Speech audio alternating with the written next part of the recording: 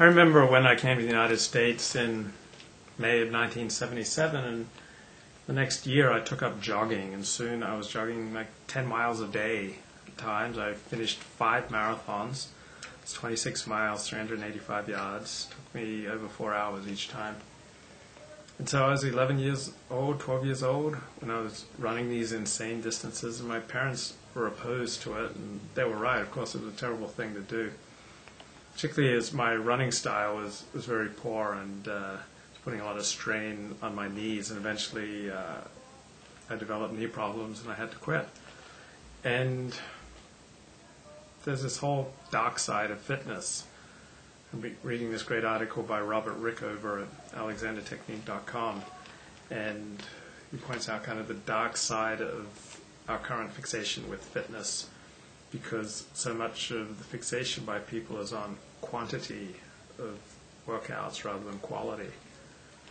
There was a great article in the New York Times Sunday magazine on the dark side of yoga a couple of weeks ago, and quoted this leading yoga teacher in New York. It said that most Westerners probably should not do yoga.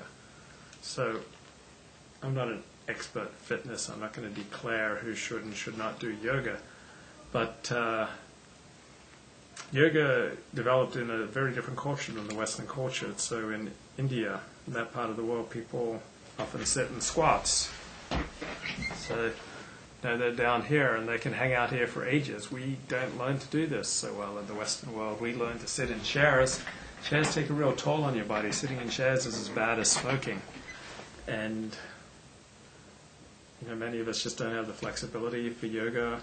Once we get in the class, we find it impossible not to want to keep up with the class and with what the teacher says, even though doing so will cause us much pain and injury. I remember my first few weeks in yoga, I did enormous damage to myself that's irreparable.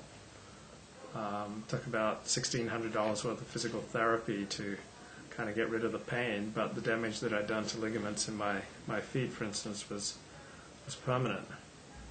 So current overemphasis on quantity of workouts is probably the biggest cause of sports and fitness-related injuries.